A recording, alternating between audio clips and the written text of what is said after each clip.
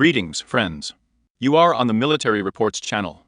And today we will discuss with you the situation in Ukraine on the 1st of May, 2024 year. A lot of events have happened today, there is progress on the ground. So let's get started, and we will start with you from the Kherson direction. To be honest, we will start with you from the Dnieper River, from the islands that run along the river and which flow, in fact, into the Dnieper estuary. And what happened here? Of the interesting things, it is worth paying attention to a large number of FABs, a large number of missiles, and, in general, some certain intensity of strikes in the direction, namely in cities, villages, in the forest located along the river. And this is Valentinsko, this is coastal. The Russian army has worked very hard in this area, and in general it makes you think. Let me remind you that the other day Siersky reported that the armed forces of Ukraine managed to establish full control over one of the islands. To be more precise, this is this island, this is not a Striga island, and separately. Russian sources immediately began, to protest, pointing out that the island was not taken, that some say it is a gray zone. Others said that they then conducted several counterattacks and control over the island stopped, but in general, neither one nor the other side has warned of any geolocation, no confirmation that the island is under the control of either side. But in general, after these statements, of course, in connection with official statements, we updated the map. And most likely the armed forces of the Russian Federation, probably thinking and trying to stay out of harm's way, decided to strike at the settlements of Kismis. We see with you this Valentine's. We see with you a fairly dense work of artillery, the FABs, but again, based on the fact that, in general, the distances between strikes are more or less comparable, the same, we can assume. That most likely the targets were selected there approximately enough, and generally hit so as to hint and generally begin to work out in the direction. Perhaps some intelligence information has been received that the USU has plans to move further along the islands in the near future. There are a large number of these islands here, and the main task in the USU in this case will be, at least at this stage, as far as possible, of course, to establish control over at least these all islands. In the center is the main delivery, thereby, as it were, entering the gray zone, and getting as close as possible to the Russian bank of the Dnieper River. That is, it's funny, Staro Soborovka, Novo Esburovka, and other settlements. That is, and in this regard, most likely the Russian army began to work out with the use of heavy aircraft, heavy artillery. We have observed a similar picture in the area of the market settlement. That is, the same thing is probably happening now. Perhaps it is in this regard, in connection with the possible alleged operations of the armed forces of Ukraine in this direction, including strikes on Odessa. Let me remind you that a large number of strikes have been inflicted over the past day. There was even some kind of not even a strike, but an exchange of blows between Odessa and Crimea as a result of most likely, let's say, points, if it can be called that. Some points there. This small battle ended in favor of the Russian army. Today, the Ministry of Defense of the Russian Federation on its summary brought to the attention that, as a result of this shelling, another shelling on the positions of the AFU in Odessa, the control center of the South Group of troops, which is located in Odessa, was destroyed.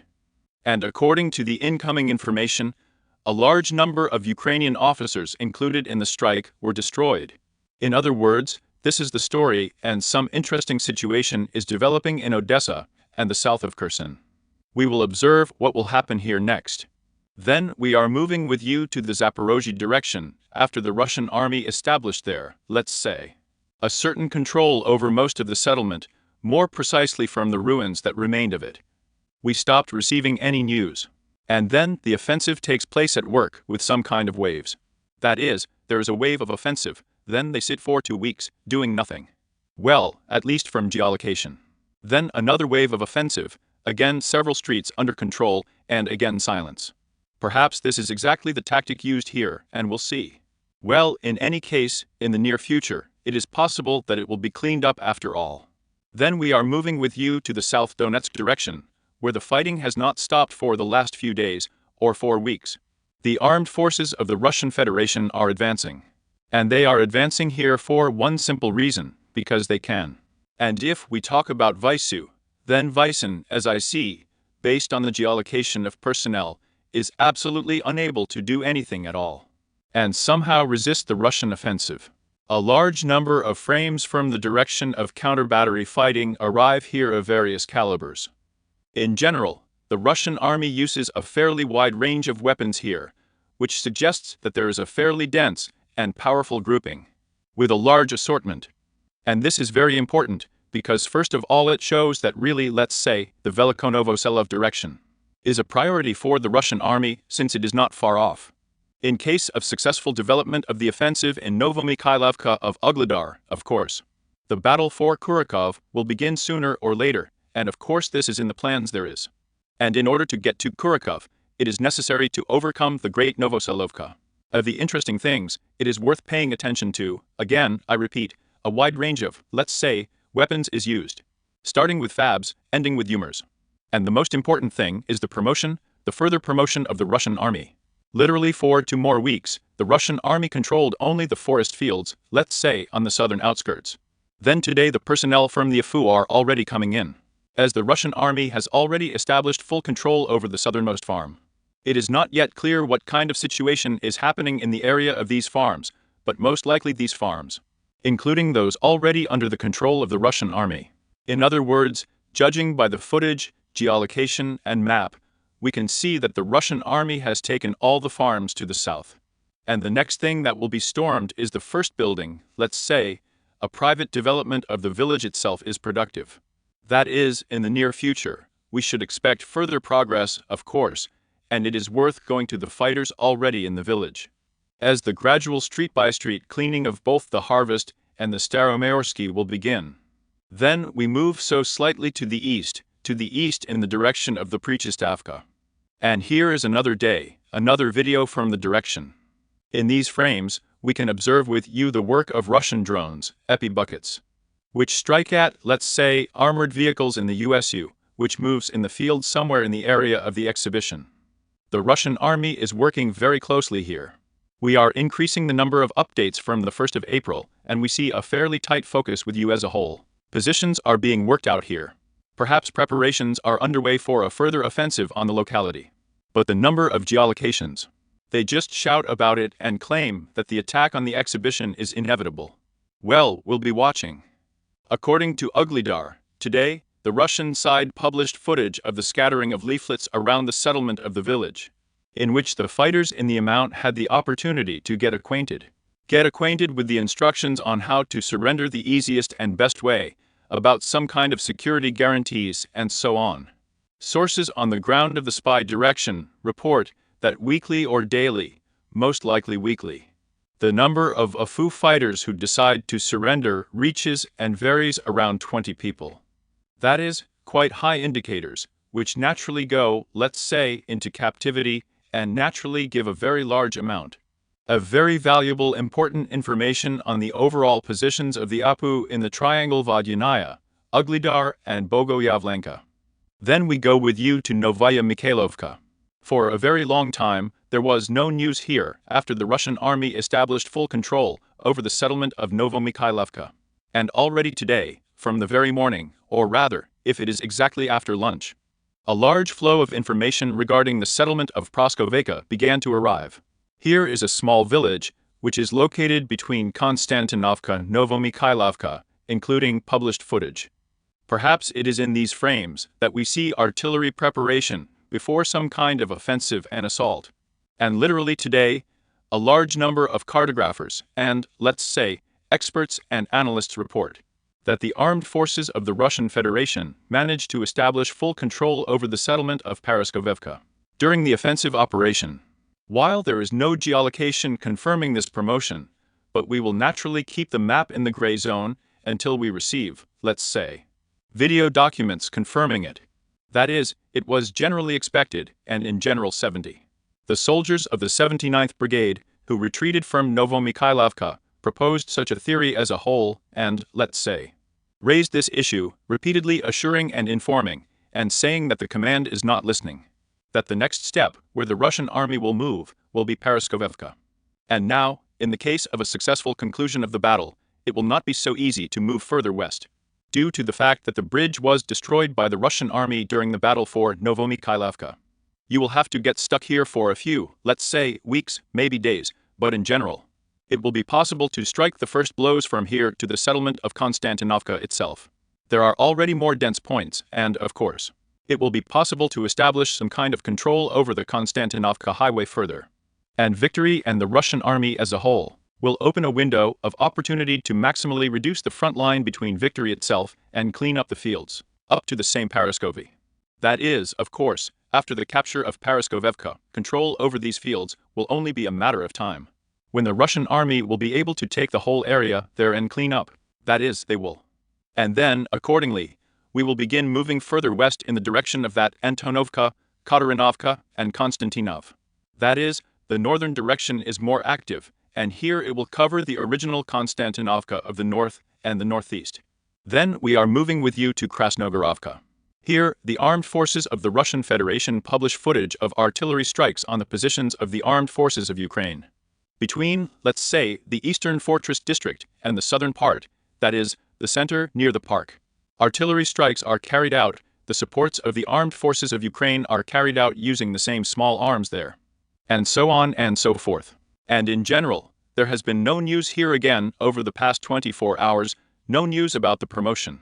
That is, apparently, as soon as the Russian army managed to cling to, say, a gas station, it managed to gain a foothold for the first, perhaps high-rise buildings, we had such news. Now there is an attempt to expand the zone, but for this it is necessary first to process this zone, so to speak, significantly with the use of artillery. Then we move with you, we skip with you, let's say, May Day is not a Tolovomansky Yasnobrodovka. There is no news here for the last day, but a huge amount of news today comes exactly as usual. Along the line of Stepova Burdik, Orlovka Semenovka, Novobakhmutovka, Solovyova, Oshiratina, Novoalexandronkovolskaya, Novokelino, Karamak and Sokol, of course. A lot of news, a lot of geolocations, as you can see. What should I pay attention to? Today, the armed forces of the Russian Federation, more precisely over the past day, continued attempts to advance along the Solovyev line further to Novopokrovsky. This is where the settlement of Novopokrovskaya is located. Then the offensive was carried out along the Solovyev line and to the west towards Sokol. And here we have updated the map with you, as we have reliable evidence of Russian control. Here we see with you a Russian armored personnel carrier that came under an artillery strike in this area and was eventually shot down. The infantry dismounted and returned to the area of these strongholds along the road, but in general, we see a zone under the control of the Russian army. In other words, there was an advance, attempts to reach the outskirts, but the offensive was stopped. Then we receive very interesting information, that is, everything is clear in this direction. There are geolocations here, there is promotion here. And note that, in general, the geolocation promotion in this direction coincides. That is, there are no very important cartographers there, such as Deep State, the series, who is Anatoly Rudov, and others, who would show progress almost in the Falcon itself. There is no such thing, right? That is, what is there is on the map, and it is the same for everyone. Perhaps there are some differences in the fields between Burdik and Solovyev. At the moment I keep talking about this area, it is not clear what is happening here. And taking into account some remaining outskirts of the same Burdik, cartographers have long painted this area separately, claiming that it is under the control of the Russian army. We are not in a hurry yet, we are waiting for some more or less reliable ones, but in general, everything is clear here in the main directions of Sokol and Novopokrovskaya. It absolutely matches, everything is the same for everyone. The discrepancy among all cartographers begins precisely in the direction of Novoalexandrovka, Pristina, Arkhangelsk, Ceramics, Novo-Kalina. This is the whole white field, this is the white cloud. The white zone that is indicated on the map that you see before your eyes, according to most cartographers, is already under the control of the Russian army. However, I repeat, I will not get tired of repeating this, if we turn with you to geolocations.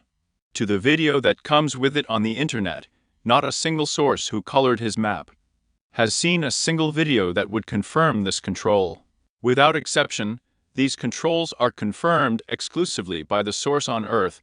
The guys with the direction called me, wrote that it was. In no way am I saying that this is not the case.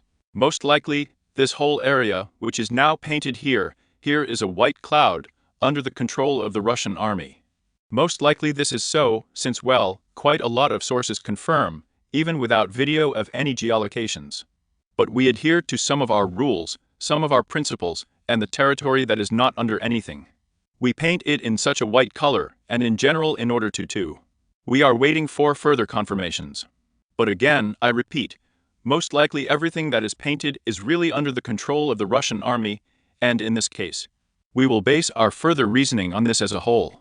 From the video, of course, we have footage of multiple launch rocket systems striking Arkhangelsk. This is at least indirect proof that it has already been possible to get past the ceramics, the Novokalan-Qs. Now they are throwing shells already along the Arkhangelsk, possible artillery preparation. And the most interesting thing, let's say that Anatoly Rudov has arrived and reports that for at least 2 days, the armed forces of the Russian Federation have been controlling the southeastern outskirts of Arkhangelsk. That is, this part, including the line of strongholds between Arkhangelsk and the next. Of course, this is, let's say, a significant promotion, significant control, and, in general, this environment. We do not know for sure the number of APU located in this stronghold, which parts remained in the gardens on the northwestern outskirts, and ceramics that remained in the area of Novy Kalinov, but in fact these parts will not retreat. In case of confirmation of information about the control of the southeastern part of Arkhangelsk, all cartographers and, let's say, the pro-Ukrainian diplomatic department is already updating maps based on, perhaps, the same sources as Karamik and Novokalinov. Everything is under the tight and complete control of the Russian army. That the APU is retreating, and so on and so forth. But again, this is with ceramics, the information is clear. We have been receiving information for 6 days about full control over the settlement, but so far, the Ministry of Defense has not provided any information that Karamik and Novokalinov are really under the control of the Russian army. As far as based on previous experience, literally 1 or 2 days, if, let's say, the Russian army really takes control of a particular locality, 1 or 2 days, the Ministry of Defense immediately reports about it. Because they don't seem to be waiting with it. We held out for 2 days, the counterattacks of the series fought back, but we managed to dig in. The stormtroopers returned or went further, the reinforcement group came, all immediately, let's say. Messages from the Ministry of Defense. But here we see 6 days reported, and the routine full control, and the ceramics of Novokalinova. But to this day the Ministry of Defense does not confirm the information. There is an extremely high probability that for the purpose of possibly some kind of secrecy, as well as preventing the leakage of sufficiently important information, this is all being done, but on the other hand, there is an extremely high probability that perhaps individual cartographers are getting a little ahead of themselves. That is, they run, say, ahead of the train. But in any case, what's interesting, the most interesting thing besides ceramics and Novokalinov is the entrance to the Arkhangelsk. This is very important. This support is under the control of the armed forces of Ukraine. In fact, he is covering, perhaps, all the remaining Arkhangelsk from full control. But the most interesting thing is this promotion and wedging between the settlement of Novoalexandrovka and Arkhangelsk in this direction. This is a very important blow, this is a very serious advance. And we see in general that the Russian army is trying to wedge itself in here, and of course the result of this wedging will obviously be not just taking control of Arkhangelsk, but most importantly, an exit on the outskirts of the village of Kalinova, although there are 2 mainstays here, but in general, I think it will not be difficult for the Russian army to overcome them. And of course, the cleaning, eating and encirclement of the support will be completed from ceramics. It turns out to be south of Arkhangelsk. Well, in general, the whole story is clear here. There may be 2, 3, 4 days of fighting for Arkhangelsk, and until the 9th of May, the settlement will certainly be under control. And then, of course, the APU will begin to develop tactical level problems. Since it is no longer clear where to stop the Russian army next.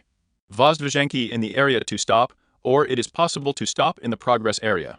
Or maybe you need to stop in the area of the green field, or maybe you need to stop in the area of Alexander Field. Because from here, the Russian army can move in any absolute direction. And this is the main trump card of the Russian army. The APU, in fact, needs to be kept in every locality in the direction of Sokol, Yevgenyevka, Progress, Vovchil, Luzovatskaya. Here are all these settlements to take, and it is necessary to keep a certain number of soldiers in each direction. So here it is for the defense of all of this line around the perimeter, in a circle, starting from Alexanderpol, ending with progress there. It is necessary to keep a grouping, possibly several times greater than the number of the Russian army, which is located in Osheratina, and which can strike absolutely in any direction, and break through this direction there. Here is the biggest minus, in which the most difficult situation is in which the fighters fall into mustache. They don't know where to stop the Russian army next. They don't know at all. They can start moving here, then abruptly make progress. Ah, well, where to? And the artillery drones are not infinite, and they are not endless shells. They need to be transported there by the same drone operators. Anything can happen, but we will be watching this whole story, of course. Then we are moving with you to the Bakhmut-Artemovsky direction. The fighting continues here, and it is important to pay attention to the fact that the Russian army continues trying to complete the cleanup of, let's say, the Golubkov second mortars. While we do not have reliable information on whether this has been done, but as far as from what we see, from what most cartographers are already starting to look at, analyze from open sources, there is an extremely high probability that in the near future this will all be eaten up and there will already be control of the Russian army. In the area of the N32 road, the main supply route of the Russian army has already established full fire control. Periodically, they try to pull up some tanks so that there is some kind of equipment to beat closed positions. But everything is tracked and instantly destroyed. And including here is another T-64th. According to the watch, it is worth paying attention here to the important footage published by the Armed Forces of Ukraine, in which we can observe the work of the Ukrainian drones of the 41st Brigade with you.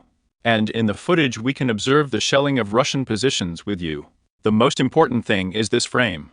This is the frame. This explosion occurred here. Here we see, yes, that is, a blow was struck at the Russian position, and here the discount is obtained from a drone from Baba Yaga. Most likely, or a type of Yaga, at the positions of the Russian army in the area of garages. These garages, there was a discount here. In other words, these two frames confirm that the Russian army has finally irrevocably cleaned up this forest located between Bogdanovka and Chaz Yar, and are already beginning to gradually probe the defenses in the forest. And no longer with some kind of attacks, some kind of special operations, but with a lot of, let's say, pressure. A lot of personnel of the composition, Borovo begins to be probed as in the eastern part of the settlement of Chaz Yar. Also, this probing begins to be carried out, for example, in the northeastern part, in the area of garages.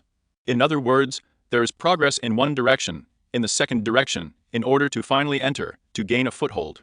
Well, and for sure the most optimal, more, let's say, it is reasonable to go to the northern part. Here, with the help of, let's say, this advance of the Russian army, it will be able to easily, in case of a successful entry into these gardens, into these small, let's say, suburban village, successfully cut off this entire area as a whole, and this, in turn, will open up further advancement for the Russian army. Some kind of opportunity to further advance to Kalinov, it is from the south and from the southwest.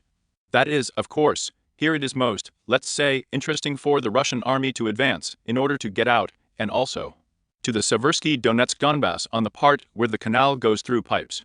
So to carry out a similar situation that occurred just south of the eastern part. And at the same time, regular artillery strikes are being carried out on the eastern chapel, bombs are flying in, that is. Nothing changes here in this regard. The AFU constantly transfers additional reserves in order to stabilize the front line, but perhaps it helps to keep in the sense that the Russian army does not risk attacking. But what's the point of attacking if there is such a catch of personnel? That is, from this point of view, some time, of course, is pulled out of the situation, but from the point of view of logic, some kind of reason, then of course it's just some kind of meat grinder. Kleshivka. There is information that the APU gradually began to withdraw from the settlement. Over the past 24 hours, the Russian army has tried to regain control of the lost territories between Ivanovskoye and Kleshevka itself. Several assaults, and it seems like they ended successfully, despite the damaged lost equipment. In other words, the advance is working, attempts are being made to level the front line, and it is obvious that in the near future, including the Russian army, will try to enter approximately this controlled territory, including with a height of 215.7 and other heights in this direction. In other words, there are attempts to move forward here and get to the channel.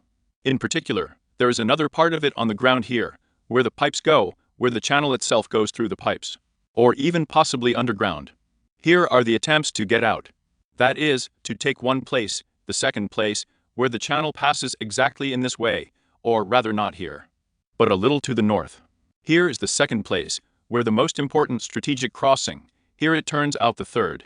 The Russian army is planning and trying to establish control over all these crossings, and this will be established in the near future. This will allow for at least 3 strikes of the direction of the clock itself, south, center, and north. And in general, this is quite reasonable. But, I repeat, the Ukrainians gradually began to retreat to Kleshivka. In the Seversky direction, there are no changes on the ground, no attempts to advance. The only frame that we received, in fact, is further, let's say, destruction. The infliction of fire damage on strong points in the area of the settlement is controversial. That is a similar situation that we saw with you in the area of the post office. Like blows, like a huge focus, like artillery is working very tightly, like everything says, let's say. According to simple logic, that well in the near future, but they should already start the offensive. How many resources can you just dump in here? Yes, there are shells, missiles, and so on. Well, it's kind of logical. But for some reason, so far the Russian army has not attempted an offensive in this direction. At the same time, a counter-battery struggle is being waged, destroyed by artillery. In general, everything seems to be according to plan. Then we go with you to, let's say, the Torsky direction, the Kremennoy direction, where the armed forces of Ukraine are already gradually moving into some kind of counteroffensive and gradually winning back those positions. Those forest fields that were lost during the Russian offensive towards the Zherovets River, which, as we remember with you, was not crowned in fact, no such serious success. We see from the logos that the soldiers of the 92nd Assault Brigade of the Armed Forces of Ukraine are on the offensive. And here, during the offensive, then there is a sweep and, in general, as a result of the fighting, the Ukrainians regained control of, say, these forest belts and, in general, moved the Russian positions away from those woodlands. The Ukrainians will definitely not stop there, they will continue their offensive, with the aim of possibly cutting off as much as possible this bridgehead, at least at this level. That is, to move the Russian army away from the Stallion River. And maybe that's what they'll be doing in the next few days and weeks. The North Cup direction, no news. Again, the intensity of the fighting has fallen to a minimum level. There is now continuing to receive information about some kind of fighting in Kislovka-Kotlyrovka. However, all this, there is a feeling that it has an absolutely positional character, and perhaps there is even no progress. Perhaps he managed to cross the railway and is now thinking further, but what to do next? Is there any point in advancing? And, in general, the direction is not ready for a massive offensive. Borderland. The armed forces of the Russian Federation continue to suffer fire damage. There is a sweep of positions in the USU along the border. The front is very large, the front is very extensive, one of the largest of one. The length of this front is one of the largest in comparison with other directions. It starts approximately from the Sumy region, from Kozing, also Grayvorin, possibly to the north, and ends in fact with the Oskol River. A large number. Well, and it is very stretched, yes, the front is very stretched, and it turns out that it is pointwise to inflict some kind of blows on the Russian army. However, all of this is dispersed. That is, either they will really gather here to beat with great forces, and so as to work closely on every square centimeter. Or, perhaps, the front will really be stretched, and it is unclear what will happen here. There are regular arrivals in Kharkiv. Well, here we have discussed the situation on Earth. There is some news, of course, from Kiev. The first F-16, according to Ukrainian sources, will arrive immediately after Easter. That is, in May, the first F-16 will begin to fall. Most likely? Probably not. But at least according to forecasts, they should start to fall. Western weapons are gradually entering the territory of Ukraine. That is, while there are some disagreements. Some report that, on the whole, it will be possible to restore Russia's offensive there. On the whole, it will not be possible. But well, we will observe all of this with you in the coming month. Poland has officially requested the deployment of nuclear weapons on its territory from the United States. In other words, in fact, they made this a mirror event to the events that took place in the Republic of Belarus. Let me remind you that Russia has deployed its nuclear weapons in the Republic of Belarus. And the Poles are now planning to deploy their own. There, among other things, the Poles plan to increase the number of their army from 20 to 150,000. And the next scientific and military exercises begin in the area of the settlement of Kaliningrad. Preparations for the parade are underway in the Russian Federation. Additional shots of, let's say, captured Western weapons that were destroyed during a special military operation are being published. Here on the frames on Poklanaya Square, we can see the next Abrams with you. A lot of people come to see all this equipment. And of course, yes, we missed one important point of the Savdivsky direction, which continues, say, to be captured in a large stream in Pete weapons. Here is another Bradley was captured somewhere on the Avdiivka. Here is another Bradley abandoned. And it is worth noting with interest that all Bradleys have a desert color that is, well, absolutely unsuitable for conducting military operations on the territory of Ukraine due to the fact that, say, green dominates here. They are not desert. In other words, this is a big minus, of course. Absolutely, the equipment is not prepared for the introduction of hostilities, which of course has increases and will further increase losses. Of the important ones, it is also worth paying attention to the footage published by the armed forces of Ukraine somewhere from the Luhansk region near the settlement of Rogova. In these frames, it is reported that we can observe with U.S. strike by 3 ATACMS missiles at a training ground, possibly where some military exercises were held. During the strikes, according to Ukrainian sources, it is reported that a cluster, very similar to a cluster of personnel, was struck. The losses have not yet been reported, what is there, and so on and so forth. But in general, if you look at the beginning to the end of the footage, it is very similar.